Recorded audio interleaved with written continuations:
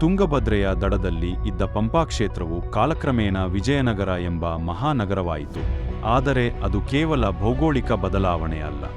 ದೆಹಲಿಯ ಸುಲ್ತಾನರ ದಾಳಿಗಳಿಂದ ಹಿಡಿದು ದಕ್ಷಿಣದ ಹಿಂದೂ ಧರ್ಮ ಮತ್ತು ಸಂಸ್ಕೃತಿಯ ಉಳಿವಿಗಾಗಿ ಹರಿಹರ ಮತ್ತು ಬುಕ್ಕರಾಯರು ವೀರಶೈವ ಗುರು ವಿದ್ಯಾರಣ್ಯರ ಮಾರ್ಗದರ್ಶನದಲ್ಲಿ ಹೊಸ ಸಾಮ್ರಾಜ್ಯವನ್ನು ಸ್ಥಾಪಿಸಿದರು.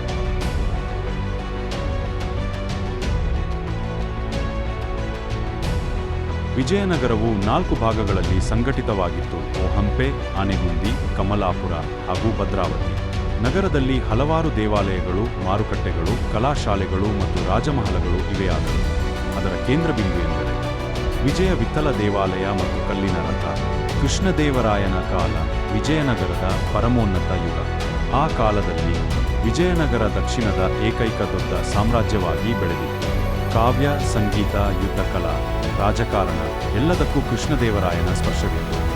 ಅವರ ಅಮುಕ್ತಮಾಲ್ಯದ ಕಾವ್ಯ ಕೇವಲ ಸಾಹಿತ್ಯವಲ್ಲ, ಅದು ರಾಜಧರ್ಮದ ದರ್ಶನವೂ ಹೌದು. ವಿಜಯನಗರ ಸಾಮ್ರಾಜ್ಯ ಹೊರಗಿನಿಂದ ಬಿಜಾಪುರ, ಗೋಲ್ಕೊಂಡ ಮುಂತಾದ ಮುಸ್ಲಿಂ ಸುಲ್ತಾನರಿಂದ ಹಿಂಸಾತ್ಮಕ ದಾಳಿ ಎದುರಿಸಬೇಕಾಯಿತು. ಆದರೆ ಒಳಗೆ ರಾಜಕುಲದ ನಡುವೆ ಗದ್ದಲವೂ ನಡೆಯಿತು. ಅಚ್ಯುತದೇವರಾಯ ಮತ್ತು ನಂತರ ಅಳಿಯರಾಮ ರಾಯನ ಸಮಯದಲ್ಲಿ ರಾಜಕೀಯ ಜಟಿಲತೆಗಳು ಸಾಮ್ರಾಜ್ಯವನ್ನು ನಡುಗಿಸಿದವು.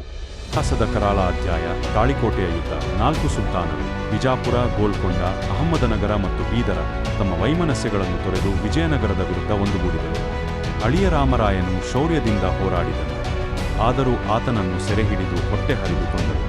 ಯುದ್ಧದ ನಂತರ ಹಂಪೆಯ ಮೇಲೆ ಹೊಡೆಯಲ್ಪಟ್ಟ ಕ್ರೂರ ನಾಶನ, ಕೊಲೆ, ಅಪಹರಣ ಮತ್ತು ಮೌಲ್ಯ ವಸ್ತುಗಳ ದೋಚಿಕೆ.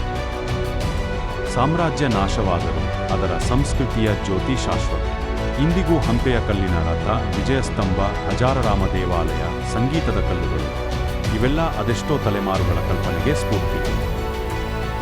ಯುನೆಸ್ಕೋ ವಿಶ್ವ ಹೆರಿಟೇಜ್ ಸ್ಥಳವಾಗಿ ಪರಿಗಣಿಸಿದ ಹಂಪೆ ಇಂದಿಗೂ ನಮಗೆ ವಿಜಯನಗರದ ವೈಭವವನ್ನು ನೆನಪಿಸುತ್ತದೆ. ಇದೇ ರೀತಿಯ ಹೆಚ್ಚಿನ ವಿಡಿಯೋಗಳಿಗಾಗಿ ನಮ್ಮ ಚಾನೆಲ್ ಅನ್ನು ಸಬ್ಸ್ಕ್ರೈಬ್ ಮಾಡಿ.